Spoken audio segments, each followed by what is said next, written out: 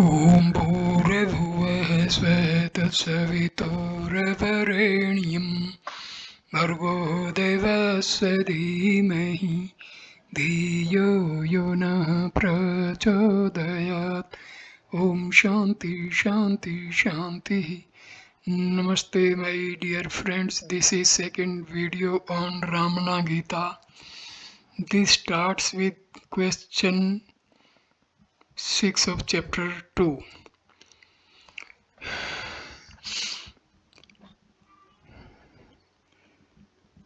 Verse 8. If one practicing yoga for fulfilling a desire becomes a steadfast knower of the self, will that desire be fulfilled or not? Commentary. It is said that self-abidance destroys all desires. If that be so, the question arises as to what would be the fate of the particular desire for the satisfaction of which the spiritual practice was commenced. The doubt is if it would also be washed away. Question Answers to question 5 and 6, verse 17. Even though the practice of absorption of the mind in the heart is begun for fulfilling a desire, that desire also will certainly fructify. Verse 18. While practicing yoga with a desire, if one becomes a person of steady wisdom, even though the desire is fulfilled, there would be no elation. Commentary. These are the answers to fifth and sixth questions. The single-minded pursuit of certain spiritual practices might be for the fulfillment of a particular desire, say wife, children, wealth, etc. The single-mindedness brought about by such motivation might result in the absorption of the mind in the heart. The doubt was about the pre-existing desire. Ramana's reply is clear that desire too would be satisfied. It is no doubt true that the desire too would fructify, but for the one who had sarried it, it would no longer produce any happiness. Why, free from desires born of attachments, all events, good and bad, would be seen neutrally with neither depression nor elation. Note: Sri Natarajan includes in his Ramana Gita the Sanskrit version in Bhagavan Ramana's own handwriting at the beginning of each chapter. These were made available by Sri V. Ganeshan. You can see these in the Ramana Gita folder under Photos Krishna Bhiksu Translation. Verse 1 in the Chaturmasyal of 1915 of the era of the Son of God, Bhagavan Ramana Maharshi uttered in a verse the essence of his teaching. End of chapter 1. The importance of self-abidance. Chapter 2. Chapter 2. The three paths. Hridaya Kuhera Madhye. The Eka Sloka in the interior of the heart cave. Brahma alone shines in the form of the Atman with direct immediacy as I enter into the heart with questing mind, or by diving deep within, or through control of breath and abide in the Atman. Verse 3. Whoever understands this verse, the essence of Vedanta uttered by Bhagavan Maharshi, will never again be assailed by doubt. Sri T.V. Kapali Sastriar's commentary on the Eka Sloka chapter 2 verse 2 of the Ramana Gita. First, here is the story. Bhagavan's own account as told to Suri Nagamma of how the Eka Sloka came to be written in 1915. Jagdisha was staying in Skandasram during Chaturmasya, and one day he wrote down in a piece of paper, Hridaya Vidya, held it in his hand and sat down. When I asked him what it was, he said he wanted to write a sloka, but when he actually began it, only that much he could write. I asked him to complete the rest. He said that nothing was coming forth and thereafter just left the paper under my seat. Though I reminded him any number of times, he pleaded his inability. One day he left for some place before his return. I completed the sloka, wrote below that as Jagdishan, and showed it to him as soon as he returned. Those days he was very young. He said, Is it not Bhagavan who completed it? Why is it written as Jagdishan? I said, I don't know that. Was it not Jagdishan who completed it? Then saying, If it was written by Jagdishan, please give me the paper. He took it away and preserved it with him. Suri Nagamma, to whom this account was given, wanted to have from Bhagavan in an explicit manner what was as usual with him in such matters, left implicit. She records that she asked him further about this sloka. Bhagavan himself is Jagdishvara, is it not so? Bhagavan just replied evasively, that is all right, and proceeded to divert the subject by a narration as to how the sloka ultimately came to be incorporated in Ramana Gita. Thus, Bhagavan had left us in no doubt that the prompting and the product was that of Lord of Universe, Jagdisha Sri Ramana himself. Another important thing about this sloka is that it is the first composition of Bhagavan in Sanskrit. Earlier his compositions were in Tamil.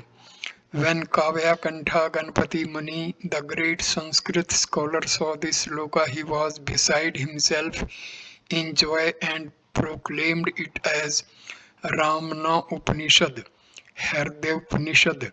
He decided to write out an exhaustive commentary on it. When in 1916 a reference was made about this in the presence of Bhagwan, Kavya Kantha said, the time for that is yet to come. I shall compose something like Gita, the Bhagavad Gita, as a commentary. That was how Ramana Gita itself was born. Here now is the verse itself, followed by Kapali Sastriar's remarks taken from his commentary on the 40 verses. 15. In the interior of the heart cave, Brahma alone shines in the form of the Atman with direct immediacy as I. Enter into the heart with the questing mind, or by diving deep within, or by control of birth, breath, and abide in the Atman. Just as one forgets all other thoughts and keeps aside all other cares, and holding breath and speech gets into the well and plunges deep to find the last article. Even so, one has to forget for the moment all his responsibilities and cares and take a deep plunge into the deeper truth of himself, holding calm his breath and mind, which would otherwise dissipate his energy and divide his interest. Thus he gets into a moment of plunge, that deepening with a vigilant and discerning eye develops into a supreme awareness. The methods here hitherto suggested, that is in the 40 verses, are all some sort of search with the mind, and indeed they yield results of their own, and the earnestness of the search determines the measure of success. But in this verse, the method called plunge is suggested, and this is the real test of earnestness. For an honest, wholehearted attempt involves the gathering up of one's divided interests and dissipated energy into a concentrated effort of the whole man of his being in all its entirety. It is not a partial attempt by the mind or by means of controlling the life breath. Here, restraint of breath and speech are suggested as a means and an accompanying condition of the plunge. Restraint of speech suggests a mind equipped for the attempt and preliminary calm. Restraint of breath also is spoken of here both as a means and as a necessary condition. It is easy to see that it naturally accompanies a serious attempt of this kind. But how is it a means? The discipline of regulating the breath has a value to life breath as it clears away to a certain extent the impurities that are the heritage of a life that is divided in its interest.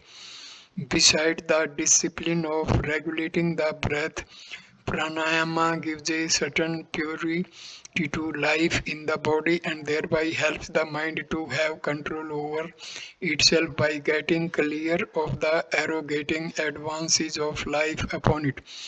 An impure and weak mind is a slave of life which is ever out for satisfaction of appetite, hunger and thirst, and is full of desire for enjoyment of sensual objects. The sadhana by which prana is purified goes a long way to purify and elevate the mind.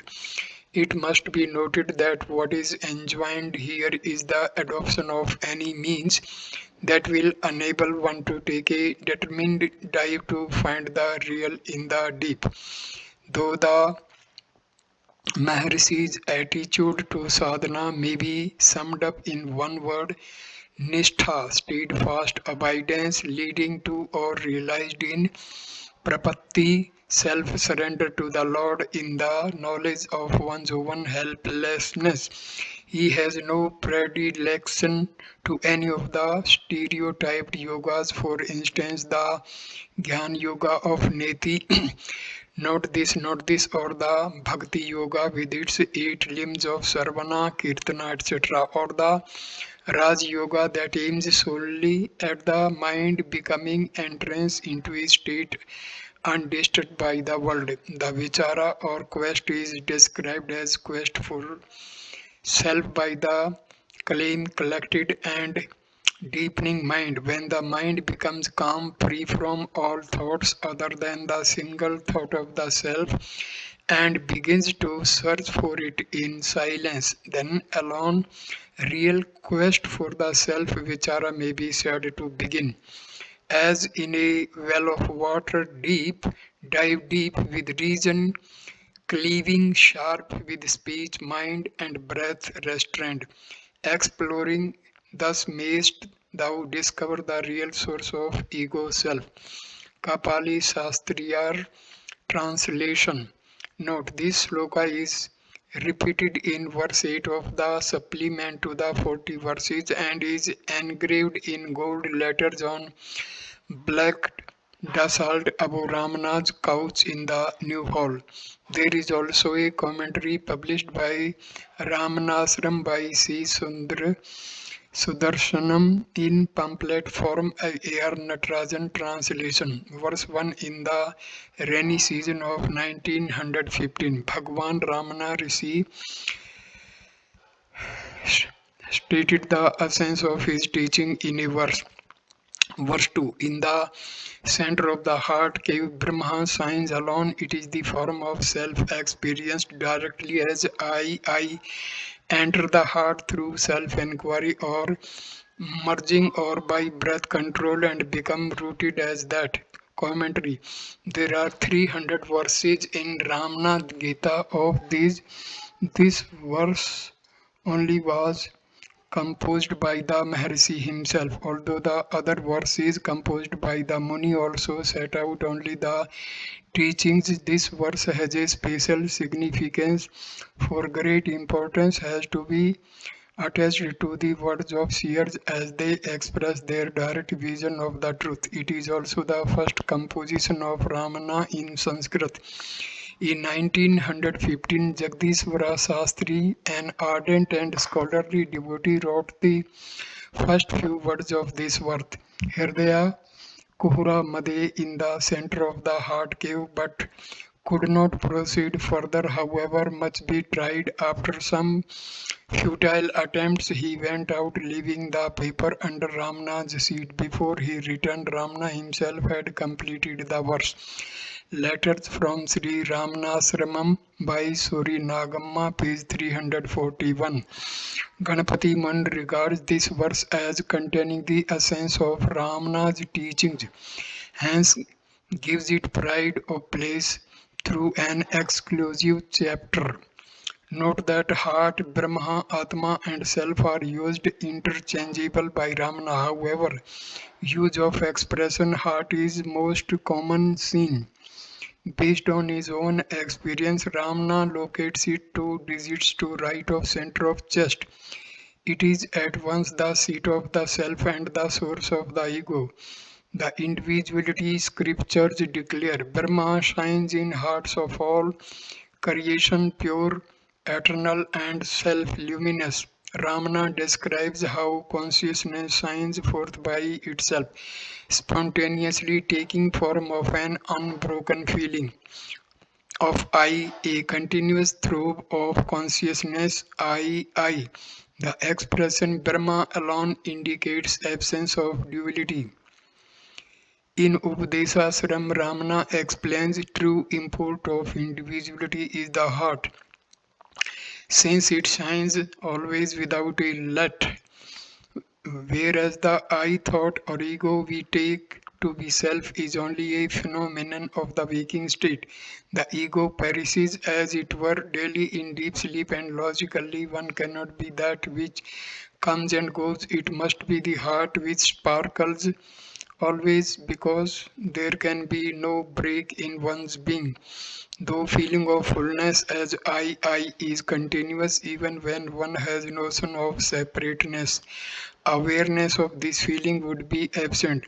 When through conscious effort the I thought is traced to its source and merged there, one becomes conscious of the continuous sparkle of the heart. In 40 verses on reality, Ramana makes it clear that consciousness of the I is different from the ego or the idea of individuality. Ego is limited, separative, and particular. The feeling of I is the limitless expanse of consciousness. The I thought ego is termed aham vritti, and the shining of the I in the heart is called aham spurti. Ramana described the latter as an incessant flash of I consciousness. You can be aware of it, feel it, hear it, sense it. When questioned by Kapali Sastriar as to how to feel in this in the body, Ramana explained that the whole body becomes a mere power, a force current. Life becomes a needle drawn to a huge mass of magnet, and as you go deeper and deeper, you become a mere center, and then not even that, for you become mere consciousness. Sat Darshanam Bhasha. Ramana's translation of this verse into Tamil and Malayalam in the supplement to 40 verses needed to be noted. The English translation of this read as follows: In the interior of a hard cavern, Brahma shines as I as the self. Resort to the heart by diving deep within through self-inquiry, or by subsiding the mind along the breath. You will become established in the heart. On plain reading, it would appear that two alternatives are suggested: that of merging through self-inquiry or merging through breath control.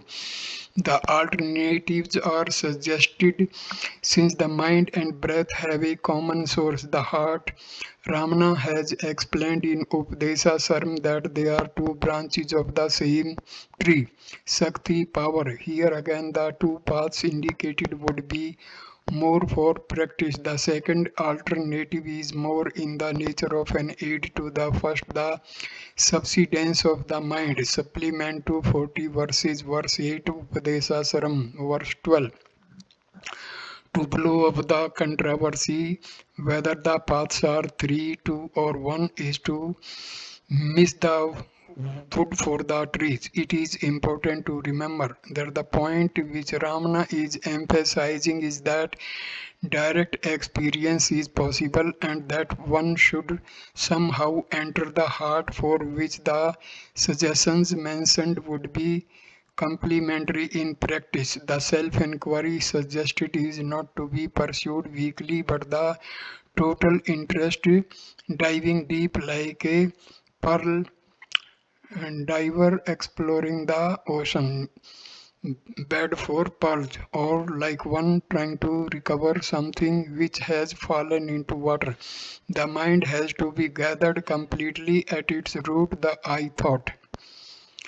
Regarding breath control, it may be mentioned that in the Ramana way, the emphasis is not on Hatha yogic practices of controlling breath, which involves time and need expert guidance. Instead, the mind is used for watching the breath. On such watching, the breath would be regulated. Further, it is to be noted that though it would appear from a literal reading that Ramana gives the same position to breath control as for self inquiry, it is not really so. On a reading of his views on mind control in this work and from his replies to the doubts of seekers, it would be clear that Ramana regarded breath regulation only as a temporary aid for self inquiry itself, for it would serve as a break to the ceaseless though flow which prevents total attention to the I thought. Another reason why Ramana does not recommend breath regulation as an independent means is because such regulation often produces temporary stillness of the mind. This would leave the problem of ego or thought of separateness untackled. It is only through conscious effort, through self inquiry, that the subsidence of the mind at the source takes place. Verse 3. Whoever understands this verse uttered by Bhagavan Maharshi containing the essence of Vedanta will never again be assailed by doubts at any time. Commentary. The Muni is in raptures over the preceding verse, for seekers of truth have been given a simple and direct way to self-abidance. The verse's authoritative nature springs from its being the words of Ramana, one abiding firmly in the state of steady wisdom. Doubts will come to an end, for a path has been indicated, the reading of which leads to direct experience of truth for oneself. The three ways. Krishna Bhiksu translation. In the first half of verse 2, Bhagavan has indicated the location of the self in the physical body of the five elements. In the same place, the characteristics of the self, one stated, and any form of dualism negatived. Its direct and immediate cognizability is affirmed, which contradicts the various characteristics of the Supreme adumbrated by the dualist. In the second half, instructions in the pursuit of spiritual practice are given to the disciples by the path, apparently threefold but in essence one. The first part is termed Margana or research or search. The second is Majjana, diving in. The third is Prana Rodha, control of the flow of life force. A.R. Natarajan translation. Verse 4. In the first half of the verse, Bhagavan has indicated the location of the self within this visible body formed of five elements. This ends the chapter 2. Thank you for watching this video. Namaskar, my dear friend. Thank you.